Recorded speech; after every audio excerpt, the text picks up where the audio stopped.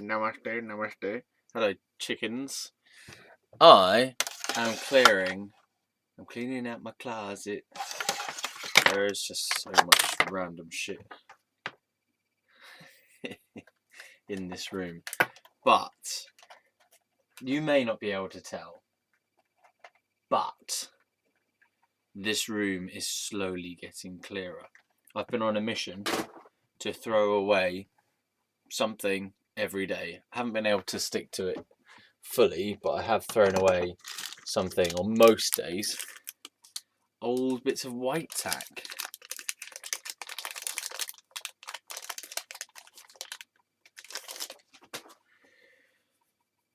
It's probably useful, but you just have to make a decision and say, right, that's it. You're out of here. I'm going to nick these little picture frame things though, so I can put them in my room, because I needed some of those earlier on. Finally, my mum has responded to my request to tidy things up. I finally managed to communicate with her clearly without having to get into an angry rage. Okay, well, that one's not coming out. The word coming out, the phrase, don't touch the camera. I'm trying not to touch the camera as much anymore. I feel like I should maybe just move my body instead, because let's not try and adjust the outer world. Let's just do what we can from where we are. Don't know if that's very good. Anyway, yeah. I asked her politely, kind of threatening her that I was getting close to getting into a rage. Ooh, hello. What's this all about? Hers, A. Alvarez's first novel, is a story of sexual jealousy and one woman's icy pursuit of self-knowledge. Julie's affair with a young student brings her face to face with her own sensuality and forces her to rediscover her war-torn childhood in Nazi Germany. The ensuing drama is told with memorable force, written with all a poet's sensitivity and visual effect. A novel which has the urgency and logic of a good poem, by Robert Nye in The Guardian. And Mr. Alvarez writes beautifully, plants his images like a careful gardener, says Janice Elliott in the Sunday Telegraph. Let's read the opening paragraph, shall we? It's called Hers.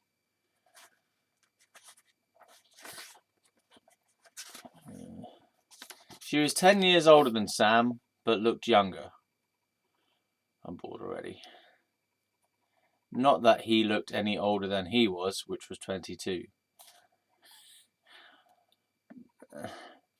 Whereas she was already in her 30s with 2 children and a husband well over 50.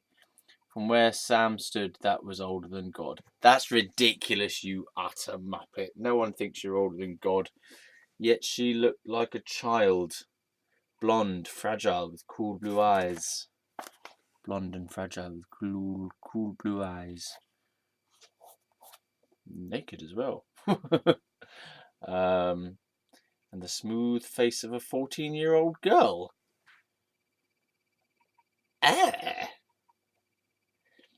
cheekbones, delicate mouth, untouchable. Don't believe what you see, she told him. Don't believe what you see, she told him. I've got a witch's face, see? No wrinkles. I'm one of those awful women who still look like girls when they're 60. Blech. One day it'll all collapse, cave in like a rusty old cistern. When the fuck this book! Man, it's the way that people used to write. There was this really strange period in the late 60s, early 70s, where paedophilia and child sexuality stuff just kind of crept into popular culture without us really even knowing. Like, there's this there's a lot of photographs, like pervy, pedo-y type of photographs that used to be published as art photos of like young naked women of the age of like between 14 and 16, and I found these arty photograph books that were published as as general consumption books, but where there are these naked 14 to 16 or 14 to 18-year-olds, and it was all just kind of like under the banner of art, or art photography, and it's like, but you look at it now and you go, this is just pervy. This is pervy. Why does my dad have this? And why were there pictures of this from this photographer on our walls in our fucking bedrooms and stuff? Not in my bedroom, but in the spare bedroom and that. And like, it's very strange. Yeah. Very strange. Yeah, so I think there was a lot of that repressed paedophilia stuff going on around that time. Very strange. Yeah. Anyway, this is Fieros' story time. God damn, why did I start the video like that? Ugh. Where to go from there? How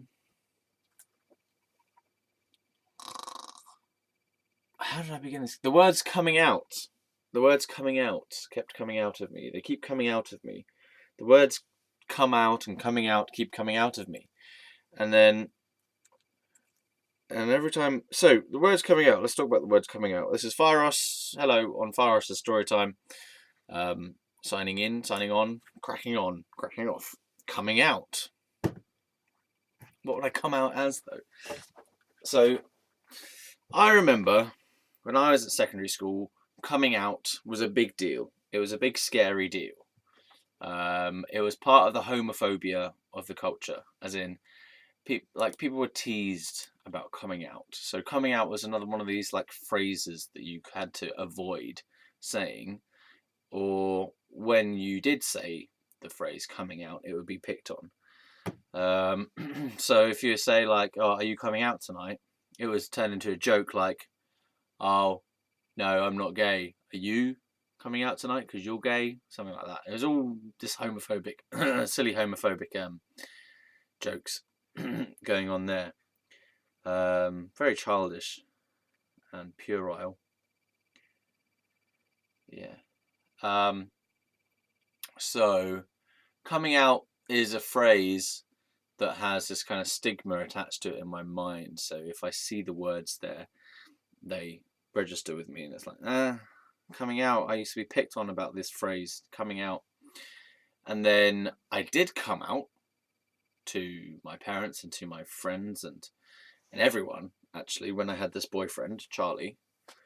And that was kind of scary. I remember going through this period of like trying to work out what I was in terms of sexuality, and feeling very trapped about the whole thing, very trapped in my head as well. So coming out just didn't seem like an option at all. Yeah, so it's definitely at secondary school, coming out was just never going to happen, because for one thing, I didn't really know what it was. What would I come out as? And also, it was just such a no-no to come out that even if I had known for sure whether I was gay or straight, I wouldn't have been able to do it anyway, because I just didn't feel safe to. But then I did come out to my parents. We had this family meeting, and I deliberately instigated the meeting so that I could come out to my parents. And my dad said that he was sorry that he was sorry that I didn't feel like I could have told him sooner. Basically, I was feeling like I was feeling really trapped in my sexuality, and I felt like I had this secret that I couldn't tell anyone. And the secret aspect of it was really what was gnawing away at me. It was like I couldn't talk about this, and I had to. It was a big deal to talk about it. And then what's come out, those are the words, what's come out of all of this long term is that it didn't really matter, and it's way less important than I thought it was. And what I came out as at that time as being gay subsequently turned out to be not true, or not even. It was kind of like a phase or a misjudgment. So all that big dealness about coming out and sharing my sexuality with everyone around me turned out to be a big pile of not that much. But at the time it was so big and so scary and daunting and like, oh my God. And now later on I'm coming into the conclusion that I don't care, it doesn't matter,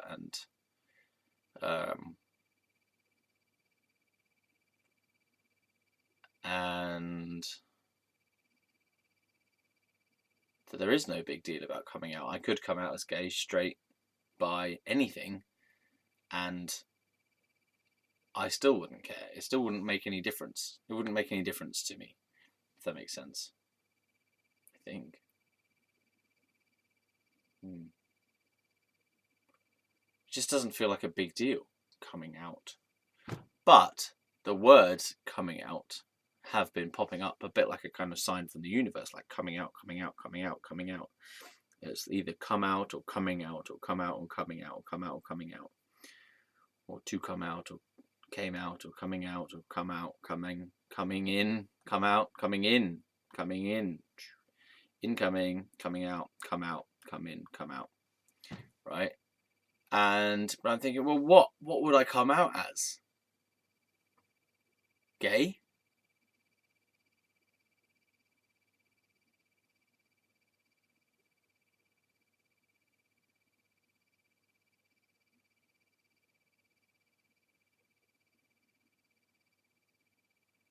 This is the other thing as well. Like, if I came out as gay, then I'd actually have to, like, start fancying men, which is something I don't want to do that, and I don't feel like. Maybe it's something I do. Maybe I have been secretly fancying men all this time. Maybe I've just been so much in denial that I haven't even opened my awareness to to consider the fact that I might secretly fancy men. But this doesn't make any sense. It just doesn't sound true. Or maybe I'm just shielding myself from my ability to fancy men. I ordered Brokeback Mountain on Google Play. I have seen it before, and that means nothing. But I am scared of it. I'll tell you that. I am scared of it because the guy gets killed in the end. that's horrible. Yeah. I watched that film with Charlie, In Bed with Charlie, which is a male person. I found it kind of sad that they had to hide their sexuality and their relationship from everyone, including their wives. Yeah.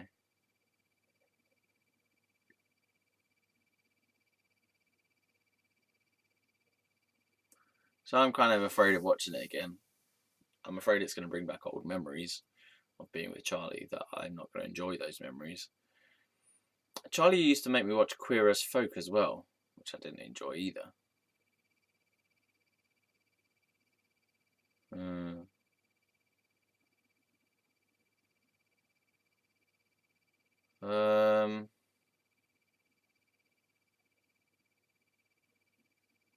feel a bit like running away right now. I feel a bit like ending the video randomly and just running away and hiding. I feel like the silence is too much.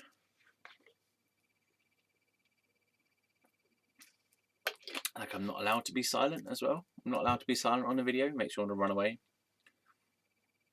I feel like I have to always be saying something.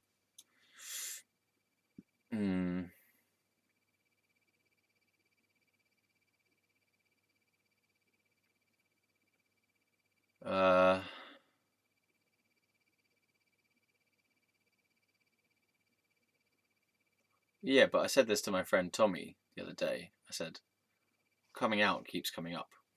Coming out keeps coming up. The phrase coming out or to come out keeps coming up. Oh my God. I recently read Eddie Izzard's autobiography called Believe Me. And in there he talks about coming out to his dad as being a transvestite, which is what they used to call it back in the day. Now it's not called transvestite, it's called transgender. Yeah, anyway, but in those days he was referring to himself as a transvestite, which is fine. But he was talking about coming out to his dad as being transvestite, and I felt like, honestly, that's not even coming out, man. Like, what's the big deal? Okay, fine, you're a transvestite. Well, that's not coming out. But back in the day, it was coming out. I don't see it as coming out. I don't see it as coming out. I don't know why. Why do I not see transgender thing as coming out? What does coming out mean? Does it mean to expose your sexual identity or something? But straight people don't have to come out, do they? How come it's only people who have an alternative sexuality or gender identity that have to come out? That doesn't make any sense. Why don't straight people? Maybe that's what I have to come out as. I have to come out as straight. I'm straight. Oh my God, I can't believe it. I'm coming out as straight. I have to come to terms with my actual straightness. Yeah, because I was saying to my friend Tommy, so this theme of coming out keeps coming up. Oh, fuck's sake. Yeah, but it does. I keep seeing the phrase coming out everywhere. And I keep hearing myself say it. Coming out, right? And I go, there's that phrase again. And I was saying to him, well, I don't know what I would actually come out as. I thought maybe I would have to come out as God and say, look, and I've been hiding it for ages, but I am actually God. I have been God all this time. And I know it's not really easy to accept this, but you are actually a figment of my imagination. And I am the one true being. I'm very sorry that I didn't tell you sooner, but I was in denial. Yeah, but I think, like, what else could I possibly come out as and have it make sense? Like, I was thinking, well, maybe I need to come out about my spirituality. Maybe I need to come out more about my spiritual beliefs or my spiritual persuasions. Why does that sound sexual? Persuasions. My spiritual understandings or belief systems or whatever. Or interests even. But I feel like wearing that necklace with the chakras on is a kind of coming out. I'm coming out of the spiritual closet, which I have seen articles and people talk about that in videos, about coming out of the spiritual closet, which is to sort of bare all and say, this is what I'm interested in. Like, I read books about fairies. I mean, actual fairies, not using the word fairy as a term to denote a homosexual person. Fairies. No, I read books about fairies. I'm interested in Hindu gods. I'm interested in Buddhism. I'm interested in Hinduism. I'm interested in Christianity.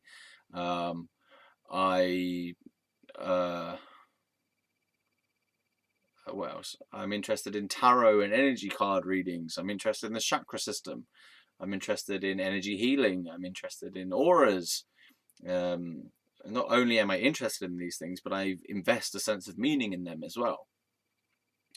I'm invested in the sense of the power of art spiritually and how art can help us to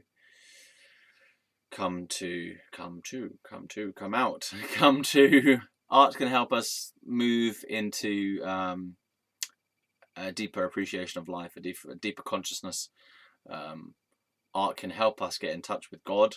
Art can help us get in touch with ourselves. Art can touch the spirit. Art can move you back to your true self. If you find a piece of art that really resonates with you, it can remind you of who you are, and what you are about, and what you enjoy, and what you love about life. Yeah, but more than that, I feel art actually has a creative power beyond itself. So I believe genuinely deep down that my art can actually change things in the real world. I don't think my art is quite at the point where it can do that yet. But it's like that if, or as and when I can invest my artwork with enough energetic power, it can manifest things just by the act of creating the artwork. Like the law of attraction, but more than that, it's more like the law of creation or manifestation, that somehow the artwork, a bit like a blueprint for making a house or a blueprint for a building, in that you draw it out and you get everything correct, and then people use that as a tool to template and actually build a physical thing. But similarly for my artwork, it's like the artwork is a template for building experiential realities. So not building a house, but building experience. So building the state of joy, creating the state of pleasure, creating the state of wonder, creating good relationships, creating balance, creating a sense of personal coherency. So like the creation of the work is either a reflection of my current state of mind, and it's a way to express that, or once I move beyond that venting expression, it becomes more creational and aspirational. So moving towards, this is what I want to be more like in my life. This is what I want to have more of in my life.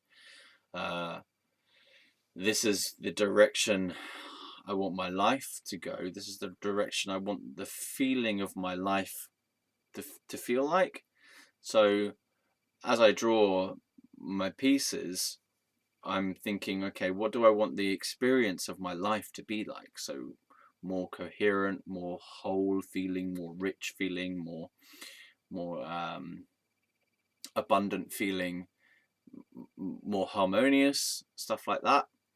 So I use my art as a kind of way to blueprint, if you like, my experiential reality. And experiential reality, I mean, like, what's my experience of life? I mean, overall, not just events here and there, but I mean, like, what's the kind of overall tone of my life? Yeah, so, and then also using artwork as a way to manifest actual things as well. So for example, when I was coming up with I'm coming up with like this book at the moment, another fucking book. And I'm using the art process as a way to brainstorm or manifest that book. So the first idea I've had of this book is I just see it in my head as this kind of brown. It's brown. It's not too fat. It's fairly thin, but it's like quite narrow. I know that looks quite wide, but it's quite narrow, and there's lots of lists. There's lots of lists in it, and kind of works. I don't know. There's a lot of lists. There's a lot of lists in the book. A lot of very succinct sentences, bullet points. Maybe not too sure about the bullet points. Succinct sentences, and it's kind of like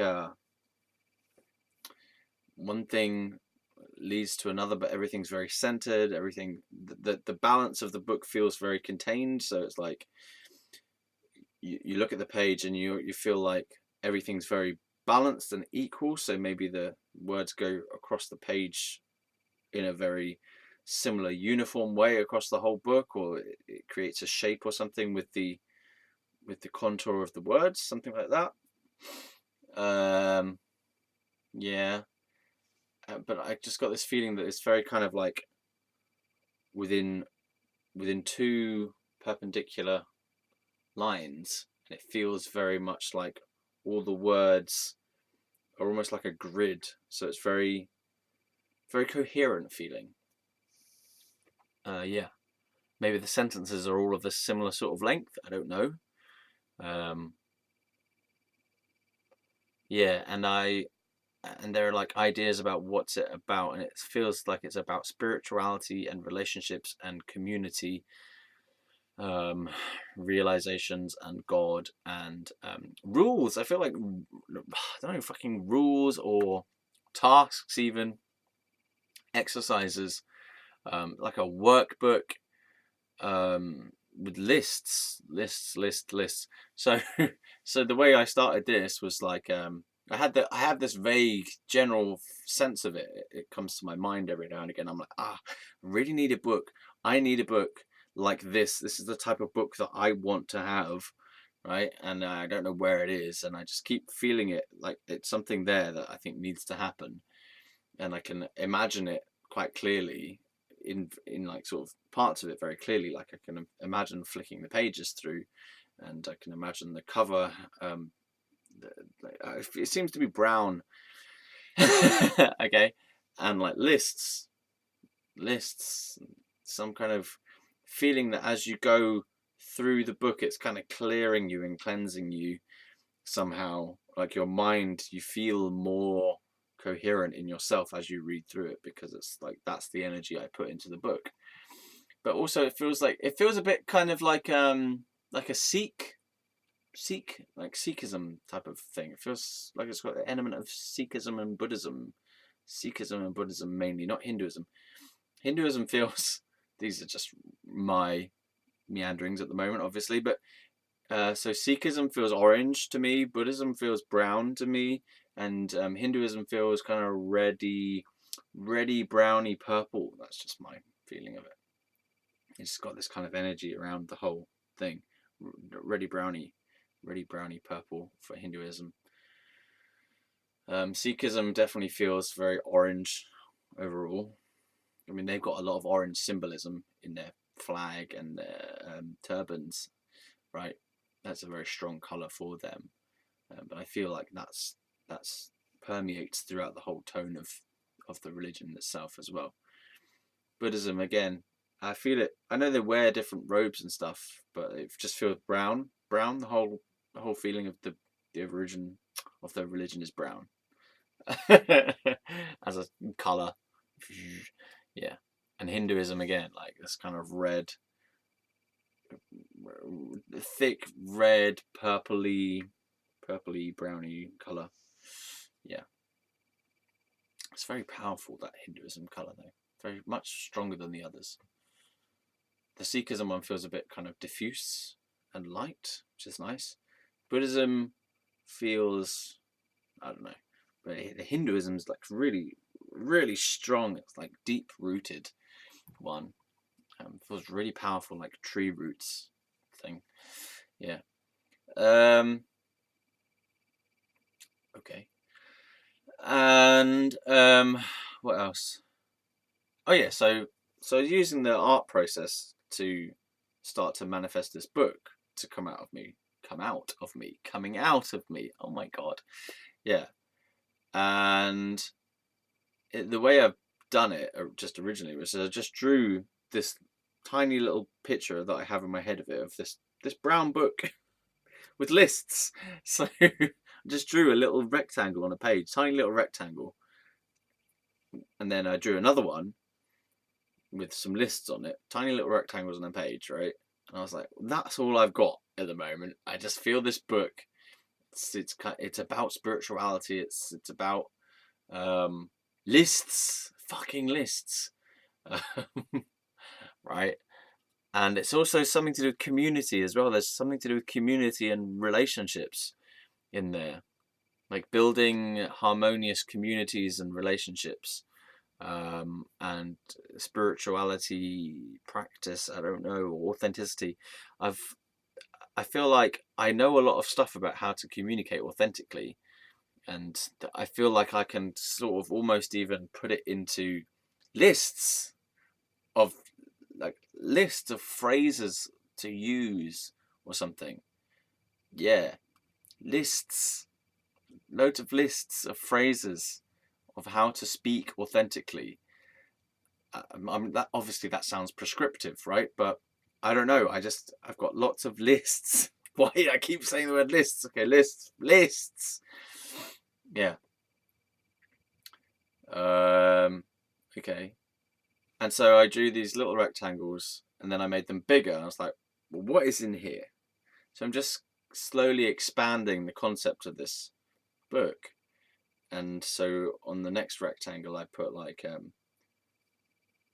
enemies, God. I'm like, why have I put enemies there? I don't know, it just came to me. And then made a bigger rectangle and say, okay, what's going in here? Well, bullet point with a line, bullet point with a line, bullet point with a line. So, oh, there's that part of it. Yeah, okay, I understand that. Then on another bigger rectangle, I was like, what is in here?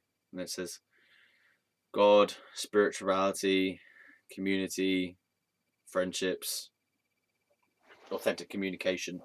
So I'm building this up just from trying to translate the inner vision that I'm having bit by bit, because it seems like the book is already there inside me. It just doesn't know how to come out. Yay! But the idea of it, or the kernel of it, or the sort of truth of it is already there. And now it's a process of, okay, well, I can see this vague, furry, fuzzy image of what this book is like. But what the hell is it? Okay, come to here now, please. You know, come out of this little window in my mind of seeing this book and then put it there. But that requires me to actually know what the fuck is going in there. You know, so I believe that the creative process has manifestational abilities, you know, like, so to actually create something in the world, you start by designing it artistically. I don't know what I'm talking about, but I feel like you can do that with life experiences as well. So it's not only products or ideas or whatever. So you're not just designing your product, you're designing your feelings, you're designing your future tone, your future phases, your future personal growth. You know, you're not only just designing where you want to go, or the kind of house you want to live in, or your ideal partner. You can design that in your art book, but you're designing the feeling tone of your life as well. And yeah, whatever. So coming out, there's a lot of stuff coming out of me at this time. A lot of videos, a lot of artwork, a lot of books coming out of me, because they're trapped inside of me, or they just want to come out of me. And I'm going, there's too many things that want to come out of me, for one thing, and it's difficult to manage these so many things that want to come out of me, that I'm finding myself a bit overwhelmed by it all, to be honest. Coming out. So yeah, I don't really know what would I come out as, or what would I come out with? Come up with. But coming out as, I suppose I have to define a new definition. I have to make a new definition for myself. That's what coming out would mean, wouldn't it? So I'd have to say something like, all right, okay, I admit it, I'm an urban shaman. I'm coming out as an urban shaman. What does that mean? Well, urban shaman means I don't go live in an ashram. I don't go off into a cave and meditate. My cave is in my house. I'm urban in that I don't live in the countryside. I live in the towns and visit cities and stuff. So I'm urban in that sense. And shaman, which involves ideas of mysticism, spirituality, journeying, healing, prescribing helpful solutions for other people's health and well-being. But also there's a sense of having a magical power about me, which is why I've got wizard stuff. So artistic mystic was one I used to say, but that didn't stick around for long. Artistic mystic just feels a bit kind of weak overall. Urban shaman sounds a little bit too bad boy for me to actually carry off at the moment. But maybe that's what I'm coming out as. I'm coming out as an urban shaman. I'm the urban shaman, baby. Urban shamanism. Maybe.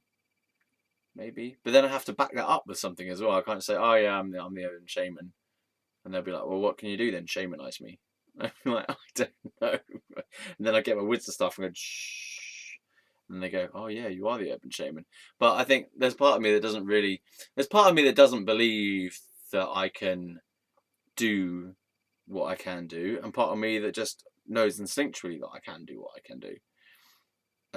And it's kind of very clear that I have the ability to do healing with my hands and with, for example, my wizard staff. I have the ability to channel psychic energy and healing energy. But there's this part of me that says, yeah, that's fine if other people are on that same wavelength, but how are you going to translate that to people who don't have any spiritual belief and don't believe in energy healing and have never come across any spiritual teaching whatsoever? How are you going to convey that? You're just going to look like a madman with a wizard staff saying, I am going to heal you with this plastic stick that I've painted, you know? And people can be like, ha, ha, ha, you want me to pay you to do that? And I'd be like, trust me, I know it looks silly, but it's only an appearance. The stick is like only a way that I am using to channel the energy. The stick doesn't necessarily have any inherent properties. It's how I am using it as a device to just channel my own energies more effectively, right? I could do this without the stick, okay? But it's cooler with the stick.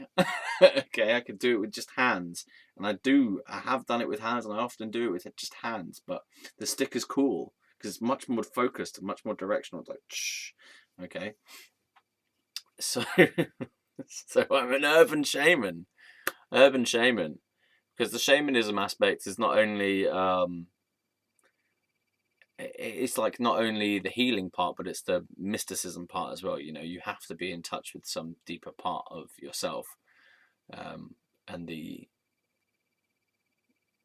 openness to a higher truth, a higher power, and spiritual sensation, as well as holding a stick. I love it though. I think that's perfect.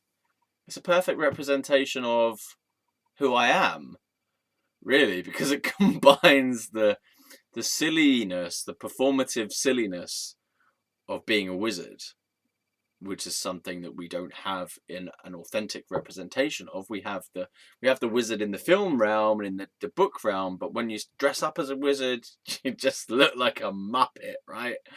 That's what I think anyway. I think that even if you're doing a cosplay, even if you're going or sitting around doing like Wizard Year or Wizard Day or like Wizard Festival, okay, I still think it's a little silly. It's a little bit silly because it's not really authentic. I think that's it's too culturalized, you know. There's with the hats and the necklaces and even with the staffs and the brooms and everything, whatever, you know, it's too culturalized. You have to become your own wizard. You have to know your own wizardness first.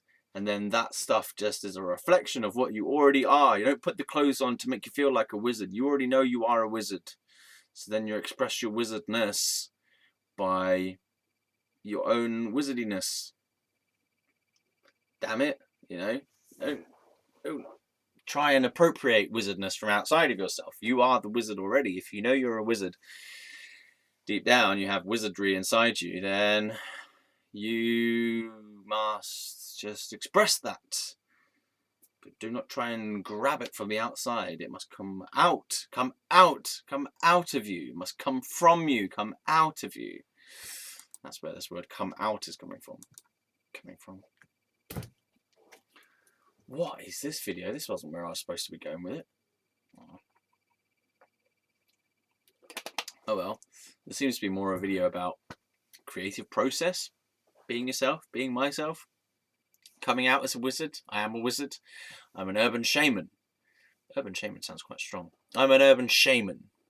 Shamanism. And I know nothing really about shamanism. I know no techniques of shamanism. I've done no journeys of shamanism. I know nothing about it.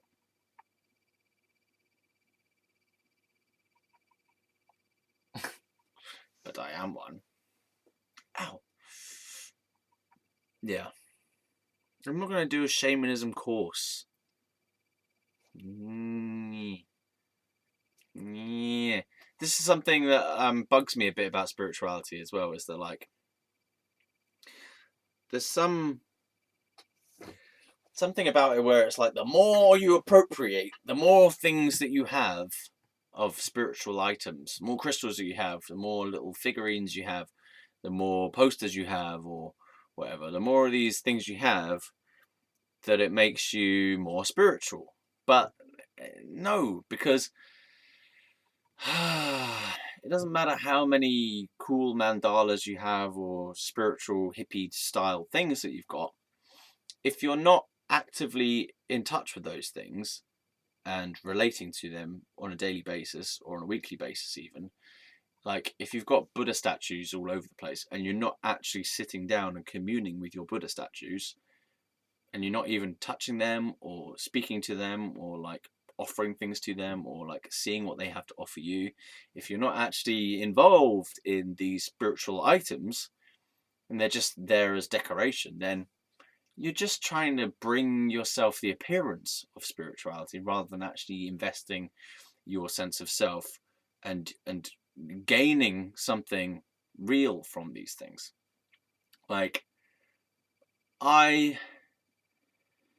get so much from my Buddha statue because I've had it for a long time and I talk to it. I know it sounds weird, but I talk to it and it talks to me. It doesn't speak, obviously, but I know that that there's a communication going on there, because I believe that the items in the world have spirit to them as well, especially ones that have been intentionally created to have spirit. So all items have a sense of beingness to them, a sense of value to them, but there are items that we have created on purpose to be endowed with a lot of spiritual power. So like a Buddhist statue, a crystal, all these trinkets, talismans, symbols, books, all this stuff that has been intentionally invested with spiritual energy. Keep using that word, investing spiritual power into items, or like the wizard staffs, the hats, the clothes, whatever it is. A lot of items have been created with the intention of endowing these things with spiritual properties, powers, beingness, spirit, energy, force, chi, prana, life force, the Holy Spirit, the Holy Ghost, the Atman, the God, the indwelling God essence, the Buddha nature. Yeah. So I think it's almost meaningless to appropriate spiritual type items if you're never going to use them and if you're never going to relate to them. So I would advise, if you are a person who does have a lot of spiritual type items, to actually go through them in the same way that you would like normal items if you're doing a declutter, and go, well, what am I actually using? Have I just bought these crystals and mandalas and books and whatever, and am I actually using them? Did I get any value from them? Am I relating to them? Am I applying anything that I have taken from them? And am I actually active with these things? Like, are these active in my life? Are they real and alive for me now? Or have they just become part of the scenery that I've actually tuned out and I forgot they were there? Because if you forgot they were there, they basically aren't there to you. They don't exist anymore in your awareness. They could be anything.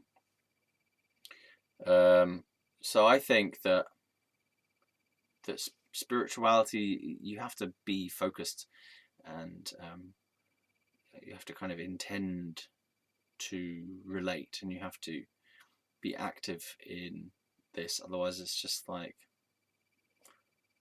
otherwise it just turns out that they're like toys, that you just buy these spiritual toys. It's just toys, and then like a kid, you buy your toys, or you get given toys even as a kid, and then you end up not using them anymore because you grow out of them, or you just lose interest, and then they're just there by the side, like cluttering up your life. Spiritual clutter instead of materialistic clutter. Spiritual materialism. Yeah. So I would say to give away spiritual items that you're not using, or if you can, reinvest in them, rediscover them. I'd advise probably giving away spiritual items rather than throwing them away, because they tend to have a higher value than normal items. So you know, chuck out other shit, but give away these more precious items. Yeah, or sell them even. Yeah, I think giving spiritual items is quite powerful. Just a personal feeling. I'm not the authority. That's another thing as well that annoys me about some of these book authors, is they speak as though they are the only authority, or they're the one authority, and you read them, and sometimes if you're not wise, like for example, I wasn't wise about this for ages, I was just taking what they were saying as truth, or from an authority figure, from a place of that they know what I don't know, basically. And then you kind of, I personally had to go through this process where I detached from just absorbing the messaging that was coming to me through the books, and to start relating to the messaging that was coming to me through the books. Because originally it was more like, okay, that's the truth, that's what they say, therefore it's right, because they know stuff that I don't know, and they've had the experience, and they have gone through all this whatnot. And then I'm coming to this place where I'm like, oh, okay, well, where's this coming from? What do I actually think of this? What is my relationship to this? Rather than just kind of sucking up stuff and then applying loads of it at random almost. Now I'm more kind of like, all right, let's take it through the processing unit of my brain and my heart and my body, and go, all right, so this is what the book says. This is what the spirituality book says. Now, of these things here, what is actually making sense to me? What is relevant to me? And what do I think is a load of bull? Because I think that you have to pass these concepts and ideas and suggestions and stories, even, and understandings, whatever, maxims, text. You have to put the text through your intelligence rather than just go, yeah, that's what it is. And you kind of just I have heard lots of people throughout my time who get into spirituality, and what they do is they just kind of, it's almost like they lift chunks of spirituality out of whatever book it is, whether it's a religious book or a new age book or some video, and they're just appropriating other people's belief systems is all it is. You're just like taking something from someone else's mind space and going, yeah, that's mine now. My dad used to do that all the time, not with spirituality necessarily, but my dad used to do it with intellectual stuff. So I realized he very rarely ever shared an authentic, original opinion about anything. It was always, I read this in. Oh, well, I like what so-and-so says about this. So, for example, it'd be like, oh, I like what Eddie Izzard says about that. And then you repeat what Eddie Izzard says. Oh, I like what Bill Bailey says about that. Oh, I like what Stuart Lee says about that. Oh, I like what Dylan Moran says about that. Comedy ones. And they'd be like, oh, I read a New Scientist. Oh, I read a New Scientist. Oh, well, there was an article in The Guardian about... And so... Or, oh, well, I read this in a book about, like, from Sam Harris or something about, or Richard Dawkins. So where do you get, so what about, like, what is your process in relation to that, you know? So what I'm saying is, stuff comes at you, information comes at you in whatever form, whether it be about spiritual subjects or any other subject. And are you putting that through your own mind and heart and emotion system, or are you just saying, right, that's mine now? Or are you saying, I like that, I'm going to take that as though I'd thought of it myself, or I'm going to communicate that as though it came from me, right? You know, like, and I've seen lots of people do that. They read stuff like Law of Attraction is good for this one. You read a couple of books on Law of Attraction, then you think that somehow it's true and it came from you, and you believe it to the same level that you would believe anything else that you think is true, but then you haven't actually ever really digested that and critically analyzed it, or even critically sounds like you're just trying to destroy it or being harsh about it, but it's like you haven't even kind of really voted on it. I like that word, voting. You haven't voted on it. It's just gone into you without you engaging with it. If that makes sense. You haven't processed it and come up with your own unique understanding of what it is. You've just kind of gone, ah, yeah, that's what it is, without going, okay, but yeah, maybe that's just what the book says, but how do I feel about that? How do I relate to that? You know, what is my take on that? My personal take on it, not what the other book says about this. It's like, how do I process this? How do I relate to this? And I actually think that is something that the spiritual path, in fact, does for you, or it's one of the outcomes coming out. It's one of the outcomes of the spiritual path, which is to know your own original, authentic response to life. So something comes in to your life, piece of information or an event, and you have a genuine response to that.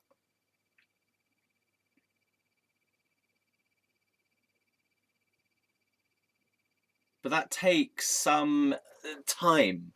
It takes time, consideration, processing. So that's why I've advised on another video that if you're going to read a spiritual text, that you shouldn't try not to read too much in one go, because if you read it too much in one go, it's likely that you're just going to absorb a whole load of ideas, think they're your own, and then just take them on as a new belief system, rather than it coming in to your awareness. You do something with it in your mind and you understand it in your own way, and then it means something to you emotionally and spiritually. You know, something happens in your system, your whole body system, your life changes subtly, or your understanding changes subtly at a deeper level than just the level of the mind and thoughts and brain nonsense. Yeah. And as I was saying, I think that's something that comes out of a spiritual path, which is, the spiritual path for me is, it's not about following your religion the best, being an excellent practitioner of your religion, being a good Christian, being an excellent Sikh, being the most devoted Buddhist, worshipping the most in your Hinduism or whatever, you know, being the most devoted, or doing the highest service. I don't think it's that. I don't think it's that at all. This is my opinion, okay? This is my feeling about spirituality. My feeling about spirituality is to know yourself more and more and more and more deeply, and to express yourself more and more and more fully.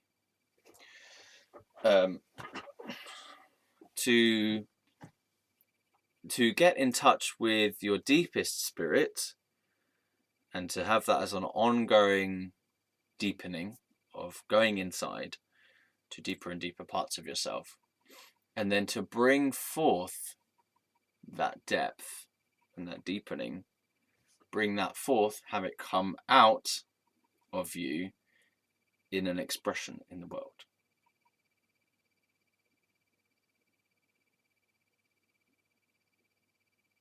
And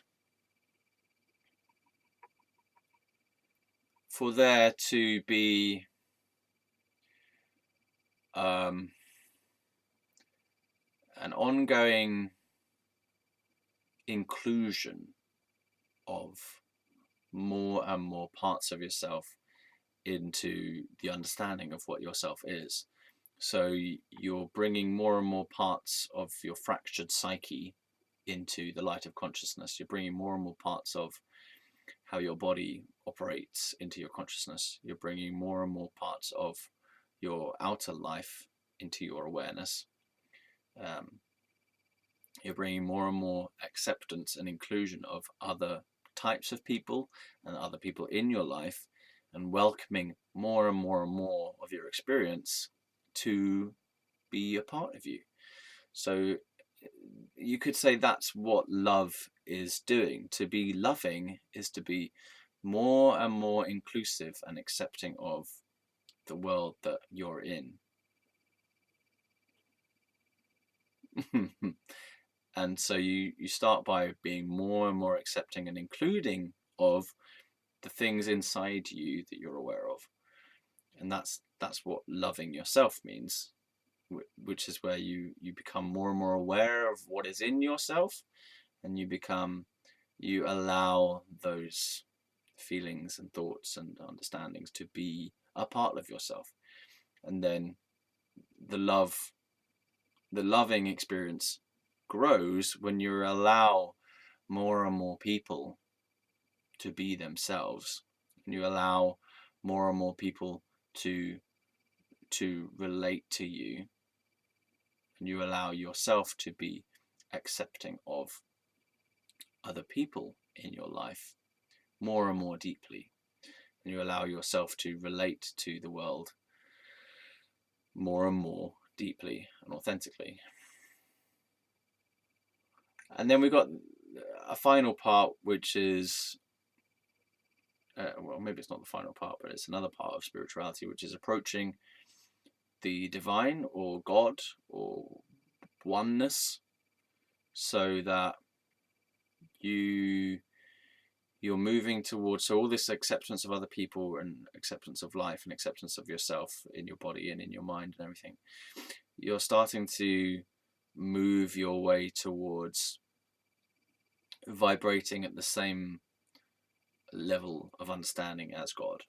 So God, or the divine or one consciousness, accepts everything as the self,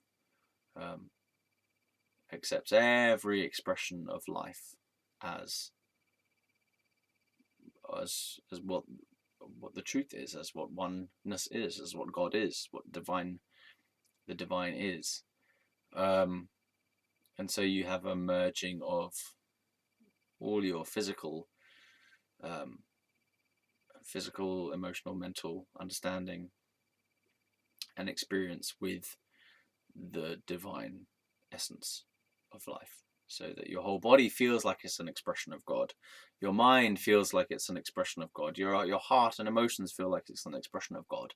Your relationships around you, you see and feel and know and admire the godness that's present in everyone around you, and you feel it vibrating through everything that you experience: the cars, the sun, the trees, the traffic, the fucking pollution, the beauty of nature, the animals. You feel God as being here, always here, and one with everything inside you, everything around you, and everything that you are ever aware of. You feel that permeating through everything. And then there's this like this kind of intensification that just becomes more intense, more and more intense. It's like a light becoming brighter and more powerful, like the sun, like that. And then we have death, which I'm fascinated by at the moment. Actually, I'm fascinated by that moment when people when people die, they close their eyes and they go somewhere. You know, you can sort of see that the body shuts down, but it's a different type of shutting down than when you sleep. Something goes, you go somewhere. You know, you can see that. So when people die with their eyes open, then they take the last breath, and it's like you can see them going back to somewhere else. It's like the consciousness, the soul or something goes back to some pool or something. Just see it's like they're dipping into this pool of life energy or something. You know, when you die, you go to this really tranquil, still state.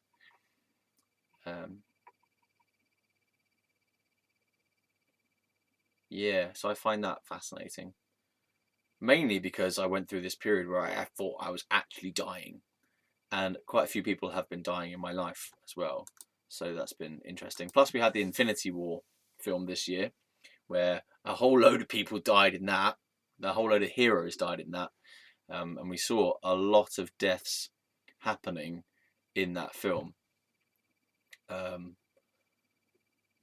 which was very interesting. And then you have the soul world going on in there as well. And I'm fascinated with ideas of like, what would the afterlife be? Because I don't think that it's as fixed as we might have thought. But I would like to have a solid understanding of what I want my afterlife to be like. Then I like the idea of there being a sense of play around, okay, well, maybe I'll have this afterlife or this afterlife or this other type of afterlife.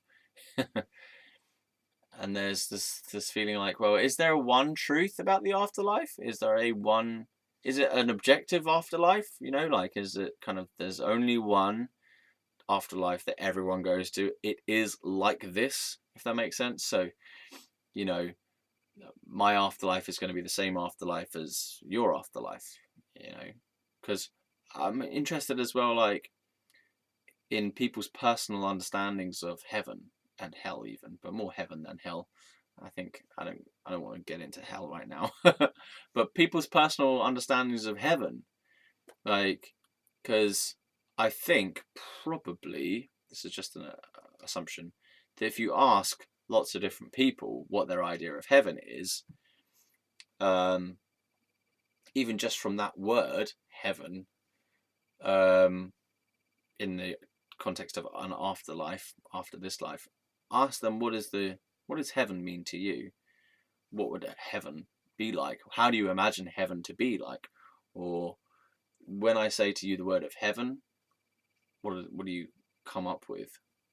Me personally, I just get a sense of clouds. Okay, so I'm clouds, and there's Jesus going. But then, all right, so that's an image. Then what?